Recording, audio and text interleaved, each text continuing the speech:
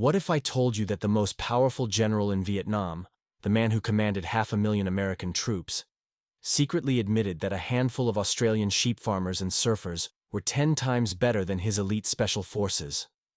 What if I told you those 8 words he spoke were so devastating to American military pride that the Pentagon buried them for 50 years? And what if I told you that the Viet Cong had a special name for these Australians, a name that meant phantoms of the jungle, and that their standing orders were simple: do not engage, do not pursue, just run? This is not Hollywood fiction. This is classified history that the American military establishment never wanted you to see. Today, we are pulling back the curtain on one of the most suppressed stories of the entire Vietnam War. A story of 200 men who achieved kill ratios that made the Green Berets look like amateurs. A story of ancient Aboriginal tracking secrets that no amount of American money could buy. A story of psychological warfare so effective and so disturbing that Pentagon lawyers preferred not to ask questions. General Westmoreland's secret praise, the impossible statistics, the methods that remain classified to this day. Stay with me until the end, because what you are about to learn will change everything you thought you knew about Vietnam, about special forces, and about who really won the shadow war in the jungle. Let's begin. Saigon, 1967. The air inside MACV Headquarters hung thick with cigarette smoke and desperation. General William Westmoreland, the most powerful American military commander since Eisenhower, stood before a classified briefing that would never reach the American public.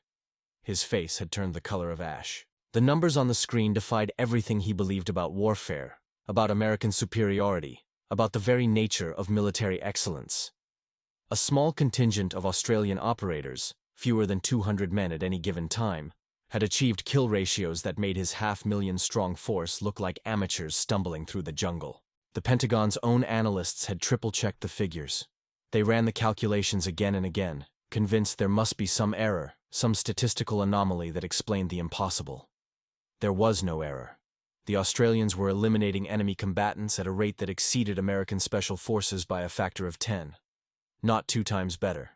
Not 3 times better. 10 times more effective with a fraction of the resources, a fraction of the firepower, and methods so unconventional they made hardened Green Berets uncomfortable. But the numbers were just the beginning. What Westmoreland heard next would haunt him until his dying breath. The supreme commander of all American forces in Vietnam, the man who commanded more firepower than any general in human history, looked at the Australian statistics and uttered 8 words that were immediately classified. 8 words so devastating to American military prestige that they remained buried in archives for decades. 8 words that witnesses in that room never forgot, no matter how hard the Pentagon tried to make them forget. What were those words? And why did the most powerful military establishment on Earth spend 50 years trying to erase them from history? The answer lies in the red dust of a continent most Americans could not even locate on a map. The story of how a handful of sheep farmers, factory workers, and surfboard riders from the Australian outback became the most feared warriors in Vietnam does not begin in the jungles of Southeast Asia. It begins in Western Australia, in a landscape that Americans could barely comprehend. A continent where everything from the weather to the wildlife seemed designed to end human life. These men learned to track before they learned to read. They understood silence the way city boys understood noise. And they carried within them an ancient knowledge passed down from Aboriginal trackers who had hunted across this merciless land for 60,000 years. When the Australian government announced in 1962 that it would form an elite Special Air Service regiment modeled on the British SAS, military planners in Canberra faced a unique opportunity.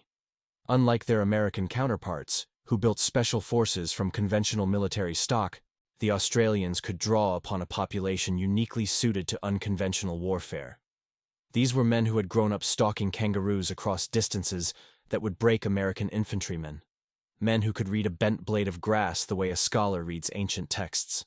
Men for whom patience was not a virtue, but a survival mechanism bred across generations. But even the toughest outback hunters had no idea what the selection process would demand of them. And those who survived selection had no idea what awaited them in Vietnam. The training that these volunteers endured made American Special Forces preparation look like a summer holiday camp. Candidates were dropped into the Australian bush with nothing but a knife and expected to survive for weeks while being hunted by experienced operators. Those who complained were gone within hours. Those who tried to use brute force were gone within days. Only those who understood that the environment itself was a weapon, that stillness could be deadlier than speed, that observation trumped action, survived to wear the sandy beret. The washout rate was catastrophic. 90% of candidates failed. The men who remained were not just soldiers. They were something else entirely. Predators refined through a selection process that stripped away everything except the essential capacity to hunt, to wait, and to strike without warning. And then they arrived in Vietnam, where they would earn a name that still sends shivers down the spines of those who remember.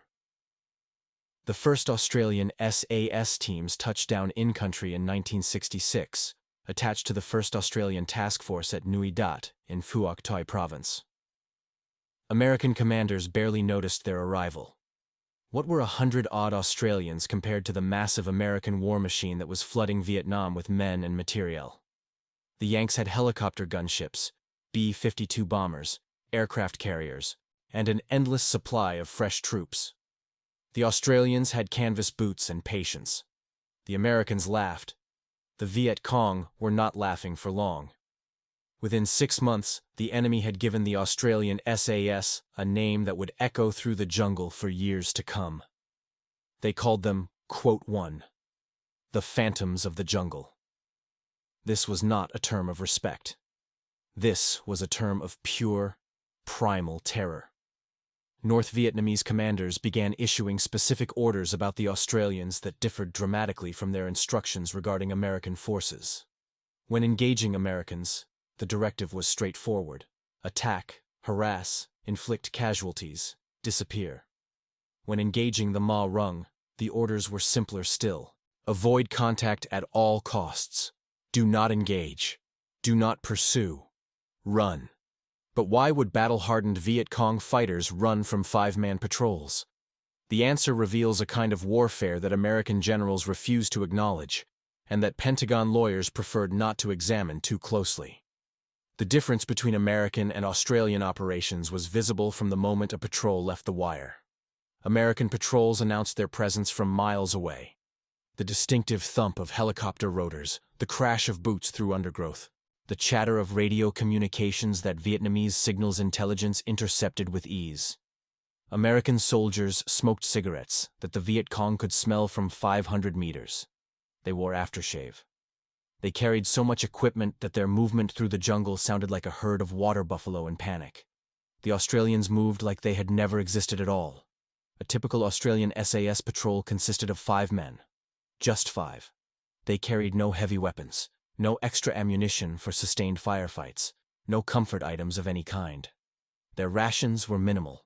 Their radio communications were limited to essential traffic only, transmitted in short bursts that were almost impossible to intercept. They moved through the jungle in a formation so spread out that an ambush could only catch 1 man at a time. And they moved slowly, so slowly that American observers initially thought they were incompetent.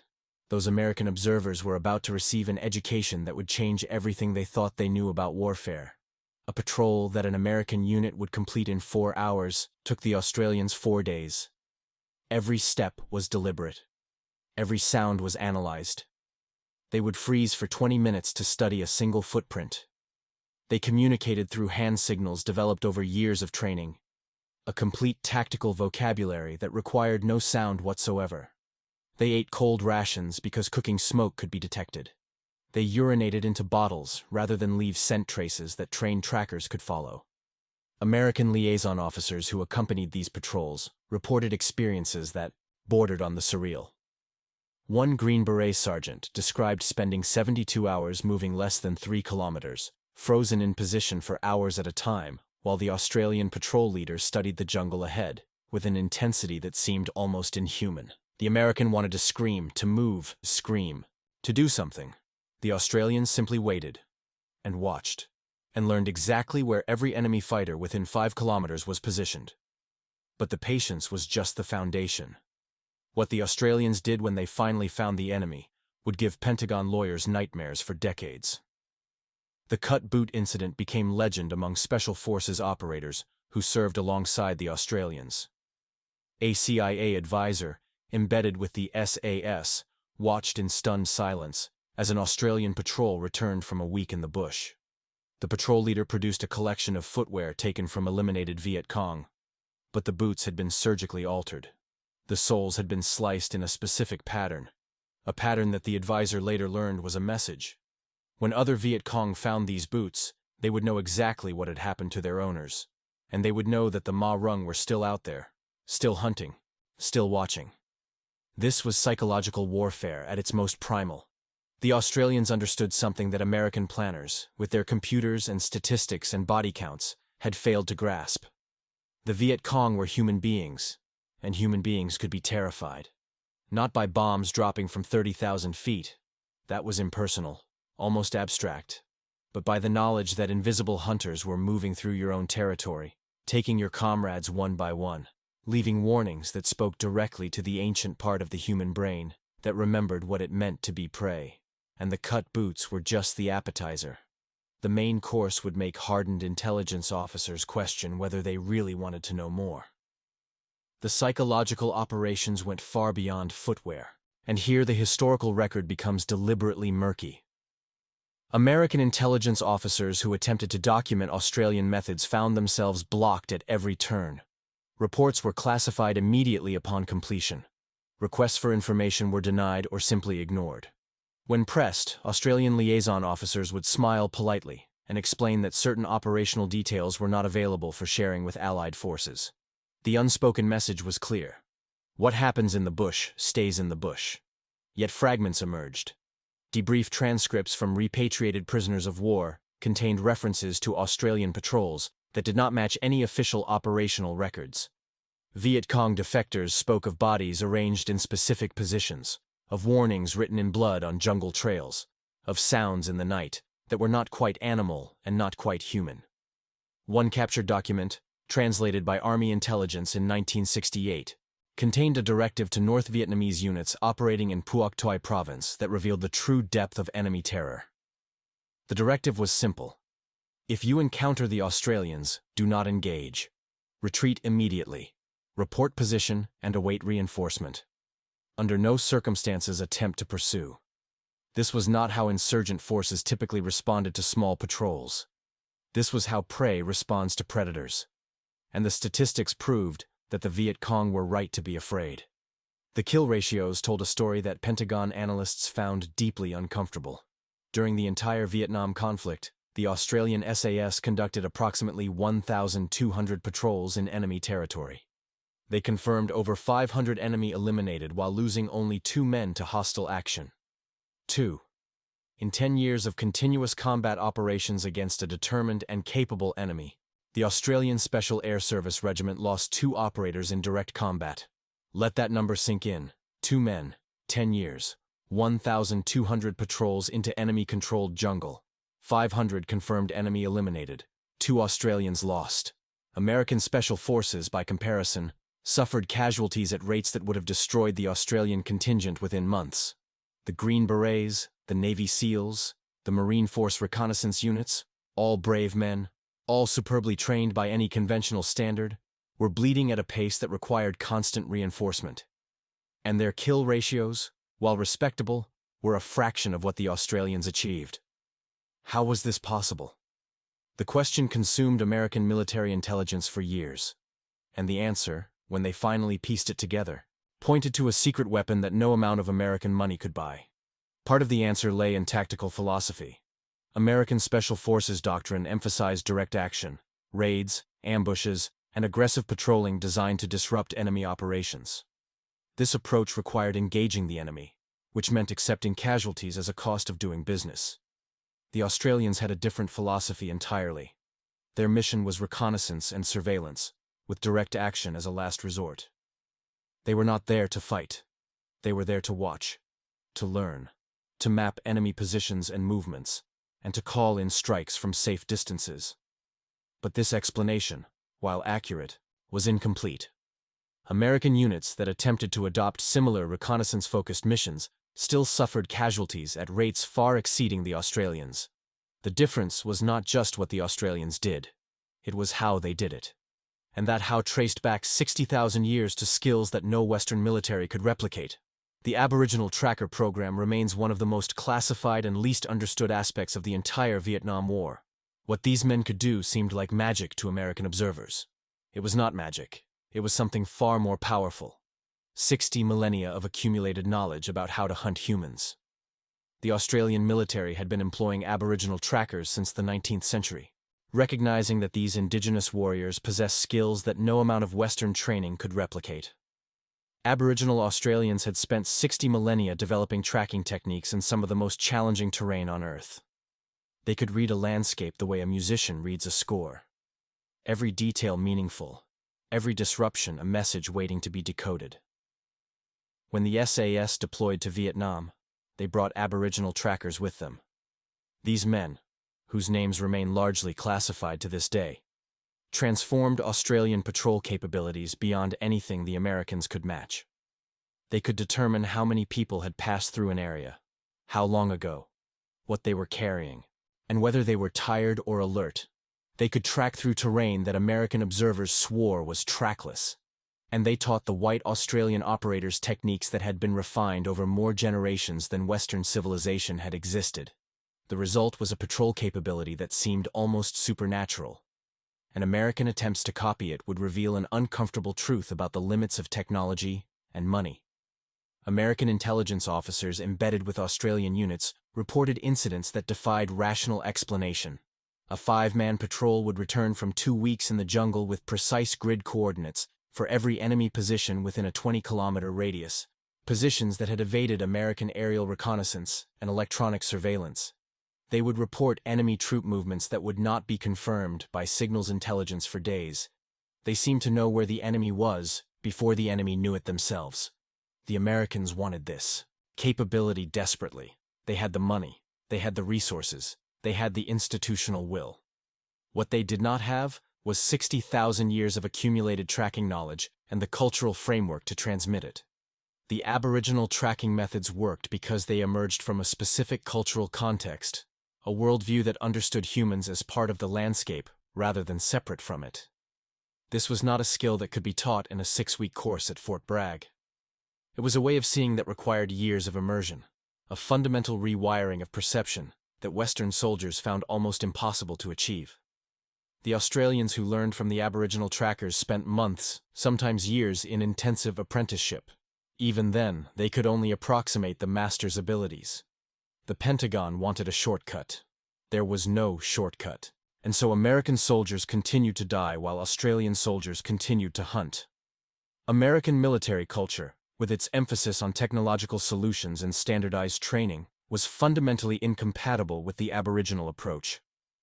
The Pentagon wanted tracking skills that could be packaged into a training manual and distributed to thousands of soldiers. That was not how Aboriginal knowledge worked.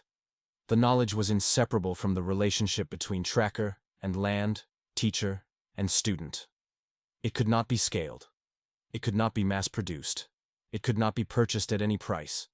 And so the Americans continued to crash through the jungle, while the Australians glided through it like ghosts, and the kill ratio gap continued to widen, and the casualty reports continued to mount, and the Pentagon continued to pretend that nothing was wrong. This disparity might have remained a minor footnote in Vietnam War history, had it not finally reached the desk of the one man whose opinion mattered most. What General William Westmoreland said when he saw the full picture would be immediately classified, and would remain buried for 50 years. The circumstances of Westmoreland's infamous statement remain disputed. Some accounts place it in the 1967 briefing already described. Others suggest it was made during a private conversation with Australian commanders at a diplomatic function in Saigon. Still others claim it occurred during a field visit to Nui Dat, when Westmoreland personally observed Australian operations and demanded to know why his own forces could not achieve similar results. What is not disputed is that Westmoreland, at some point during his command, expressed a sentiment so damaging to American military prestige that it was immediately suppressed at the highest levels. The version that eventually leaked, years after the war ended, went something like this. If I could replace my forces with Australians man for man, I would trade 10,000 American soldiers for 1,000 Australian SAS operators without hesitation. Think about what that statement means. The Supreme Commander of American forces in Vietnam, the man responsible for 500,000 U.S. troops, admitted he would trade 10 of his own soldiers for one Australian. This was not a compliment. This was a confession of catastrophic institutional failure. The implications were staggering. Here was the Supreme American Commander admitting that his own elite forces were inferior to a tiny contingent of colonial troops from a nation most Americans could not locate on a map. It was an admission that American military doctrine, American training methods, American technology, and American tactics were fundamentally flawed when measured against a small force that operated on principles the Pentagon refused to accept. The statement was buried with extreme prejudice. The analysts who had compiled the damning statistics were reassigned to dead-end positions. The reports were classified at levels that ensured they would not see daylight for decades. And the official narrative of the Vietnam War continued to emphasize American heroism while minimizing or ignoring the contributions of Allied forces that had outperformed them by every measurable standard. But secrets have a way of escaping even the most secure vaults. And this secret was too big, too important, and too well witnessed to stay buried forever. Veterans who served alongside the Australians began telling stories when they returned home. Stories that did not match the official accounts. Stories that suggested a parallel war was being fought by men who played by entirely different rules. These stories spread through the veteran community, passed from one survivor to another at reunions and memorial services, gaining detail and weight with each retelling. Some of the stories were doubtless embellished. Combat memories are notoriously unreliable, and the fog of war creates plenty of room for myth-making. But the core elements remained consistent across too many independent accounts to be dismissed.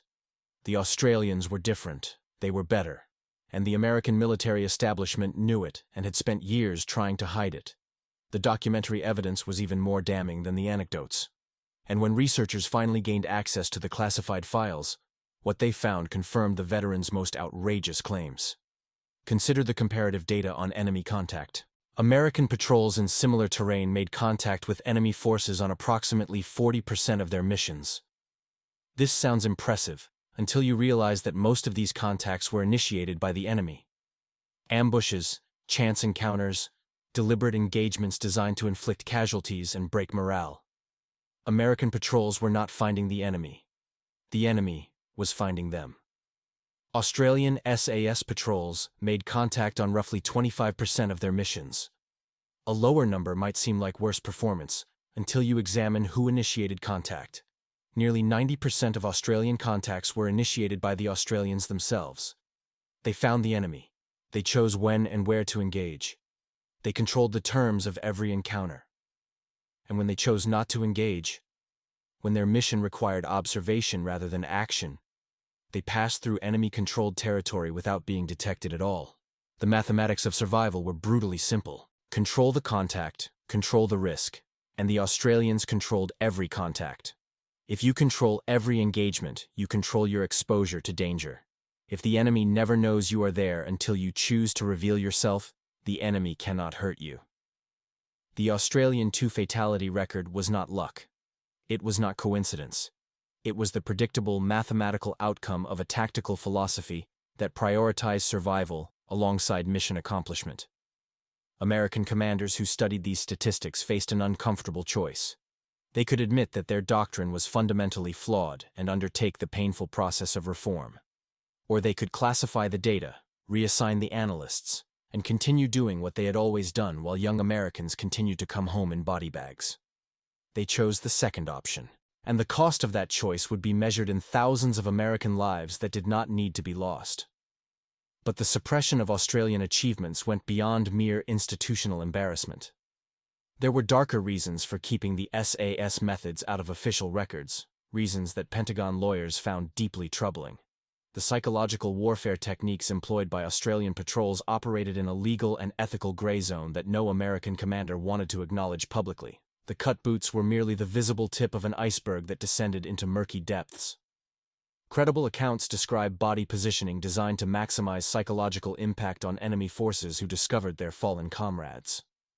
There were reports of warning messages left at ambush sites, messages that employed imagery drawn from Vietnamese folklore and superstition. Some accounts describe sounds broadcast into the jungle at night. Not quite human voices, designed to deprive enemy soldiers of sleep and sanity. These methods were devastatingly effective. They were also impossible to acknowledge without raising questions that the American military preferred not to answer. Did psychological operations of this nature violate the Geneva Conventions?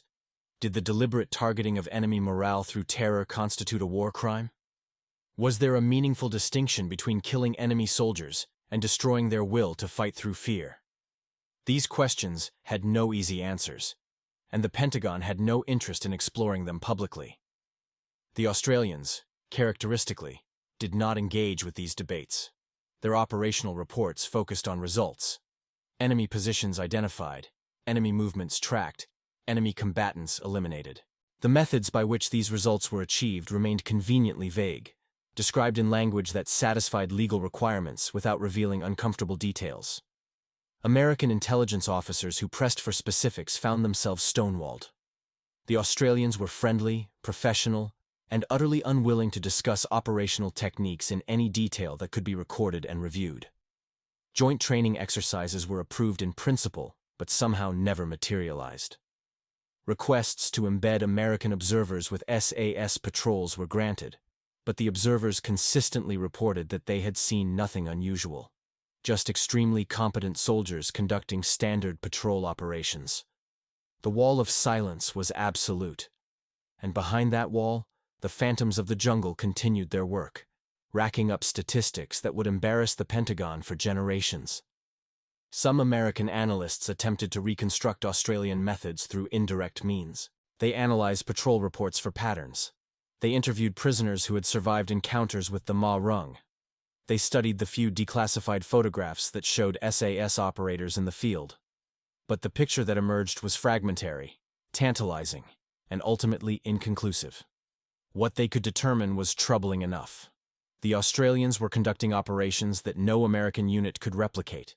They were achieving results that defied conventional military logic. And they were doing it with methods that the American military-industrial complex was constitutionally incapable of adopting. The failure was not one of courage or capability. American soldiers in Vietnam were among the bravest men ever to wear the uniform. The failure was institutional, a military culture so wedded to technology and firepower that it could not conceive of alternatives, even when those alternatives were demonstrably superior. And nowhere was this institutional blindness more apparent than in the aftermath of the war, when the lessons that could have saved thousands of lives were deliberately forgotten. When American forces withdrew from Vietnam in 1973, they took with them an enormous body of operational data. Every patrol, every contact, every casualty had been recorded and analyzed. Computers at the Pentagon processed millions of data points, looking for patterns that might inform future conflicts. The goal was to learn from Vietnam, to ensure that the sacrifices of 58,000 American servicemen would at least yield military knowledge that would protect future generations. The Australian data was included in this analysis. It had to be. The numbers were too significant to ignore.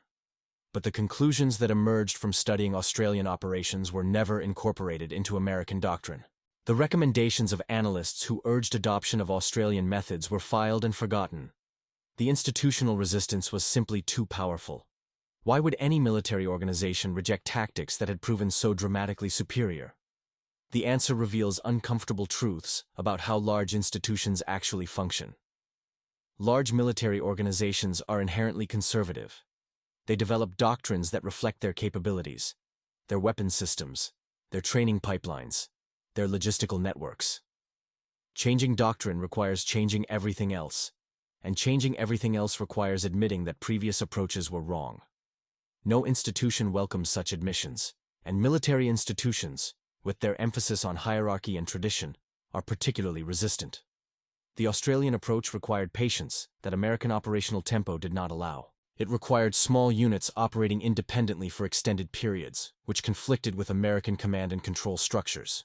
It required skills that could not be mass-produced through standardized training, and it required a willingness to accept that technology was not always the answer. A heresy that struck at the very heart of American military identity. so the lessons were buried. The analysts were reassigned, the reports were classified, and a generation of special operators went to their graves never knowing how close they had come to a revolutionary transformation in American military capability. But history has a way of circling back. And 30 years later, the lessons that the Pentagon had deliberately forgotten would become desperately, urgently relevant once again. In the years following Vietnam, a small cadre of American Special Forces veterans who had served alongside the Australians began quietly advocating for reform. They wrote papers that circulated through unofficial channels. They mentored younger operators in techniques they had observed but never been formally taught.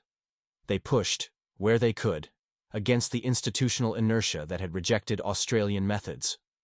Progress was glacial. The American military in the post-Vietnam era was focused on conventional threats.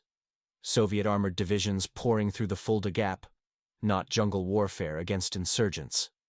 The hard-won lessons of counterinsurgency were deliberately forgotten, dismissed as relics of a conflict that America wanted to put behind it. Then came September 11, 2001.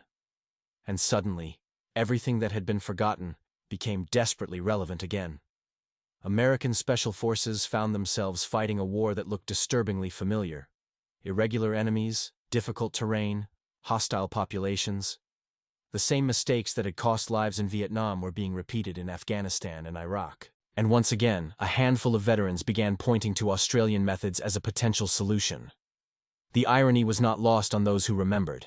The lessons that could have been learned in 1967 were finally being absorbed in 2007, after thousands more American casualties and trillions of dollars spent on technological solutions that failed to address fundamental tactical problems. The Australian way.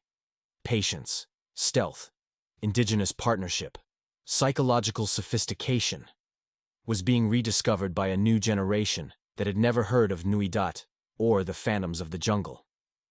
Some of these lessons did eventually find their way into American doctrine, though rarely with acknowledgement of their Australian origins. The emphasis on building relationships with indigenous forces, the recognition that technology could not substitute for human intelligence, the understanding that psychological impact sometimes mattered more than kinetic effect. These principles, revolutionary when the Australians demonstrated them in Vietnam, became accepted wisdom in the post-September 11th Special Operations community.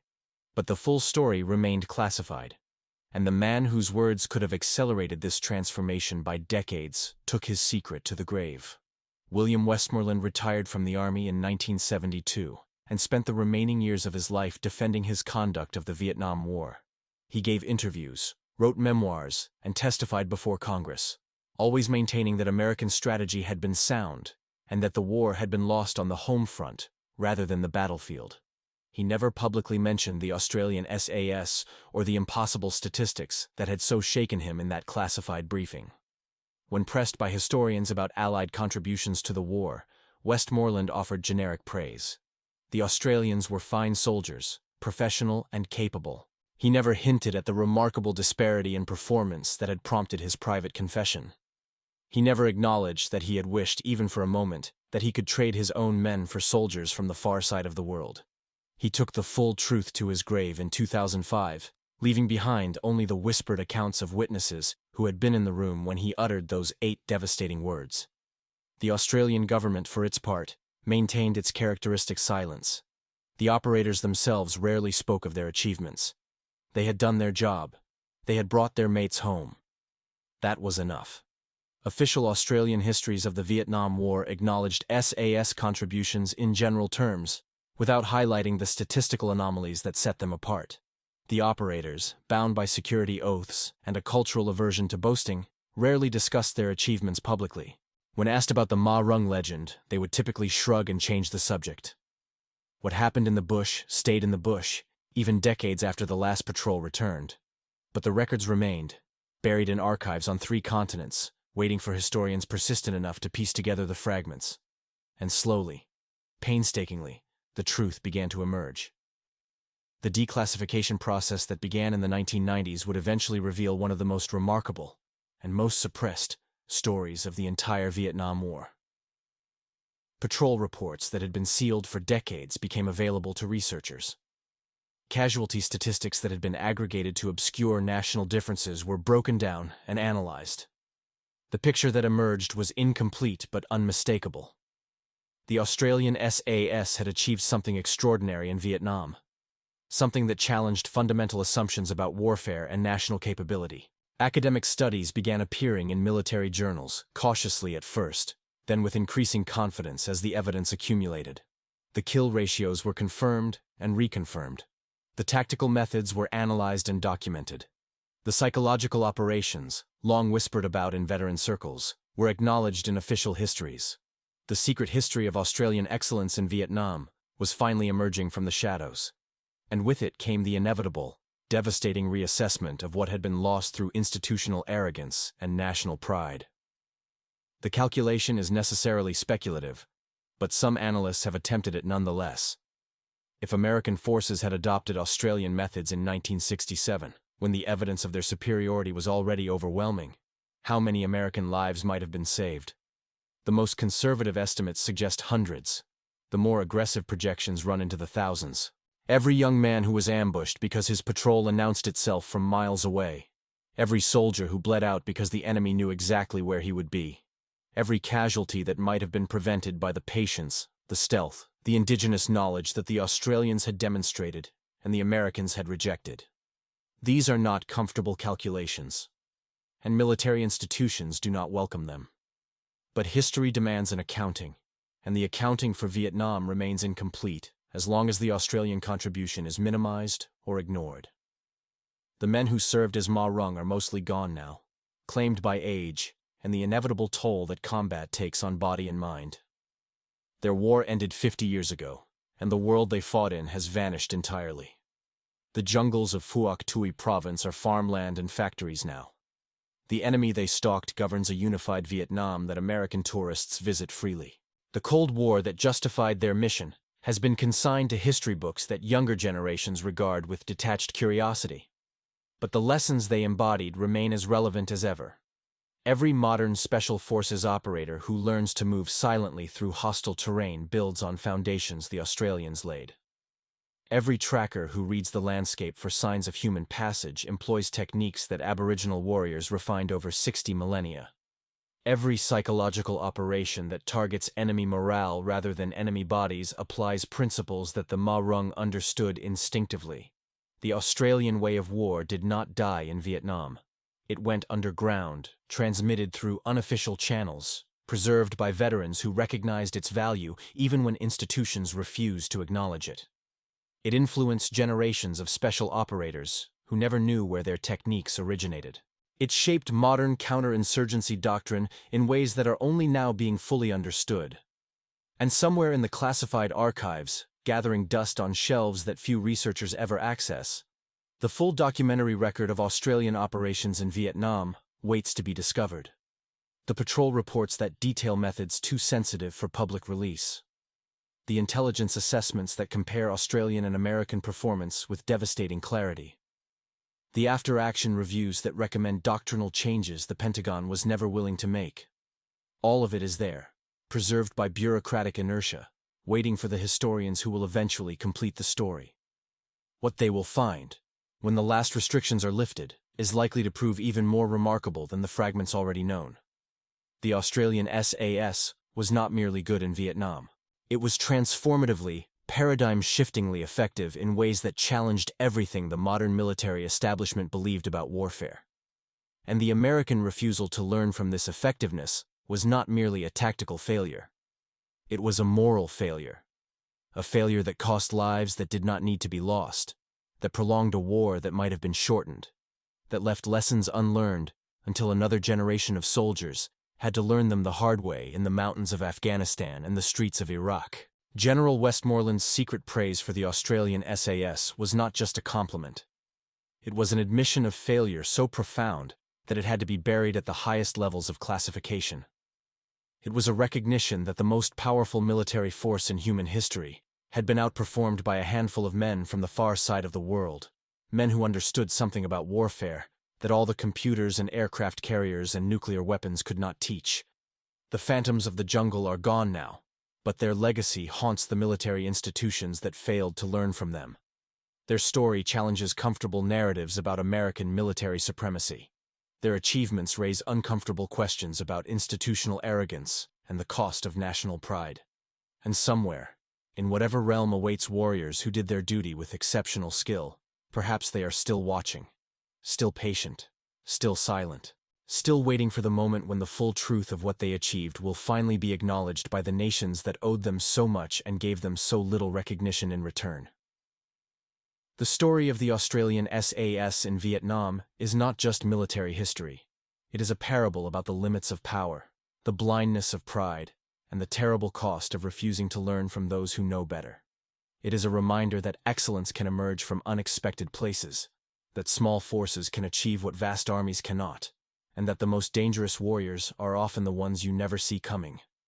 And it begins with 8 words that one American general spoke in a classified briefing room, words that the Pentagon spent 50 years trying to forget. I wish I had 1,000 Aussies instead. Those words were not just praise. They were a confession. They were an acknowledgement that everything the American military believed about itself was wrong. They were the most honest assessment any American commander ever offered of the Vietnam War. And they were immediately buried because the truth they contained was simply too dangerous to acknowledge. But the truth does not stay buried forever. It emerges through declassified documents and veteran testimonies, and persistent researchers who refuse to accept official narratives. It emerges through statistics that cannot be massaged away, and operational records that speak for themselves. It emerges through the stories that veterans tell each other when no one official is listening. Stories that preserve what institutions try to forget. The Australian SAS earned General Westmoreland's secret praise through excellence that defied explanation and methods that defied convention. They fought a war within a war, invisible to the enemy and largely invisible to history. They achieved results that remain unmatched in the annals of special operations. And they did it while losing only 2 men to hostile action. 2 men, in 10 years of continuous combat, against an enemy that was taking American lives by the thousand. This is their story. This is the story that was classified, suppressed, denied, and forgotten for half a century. This is the story of the phantoms of the jungle, and the general who wished he could replace his own forces with soldiers from the far side of the world. This is the story of what happens when institutional pride prevents institutional learning. When the lessons of excellence are rejected, because accepting them would require admitting failure.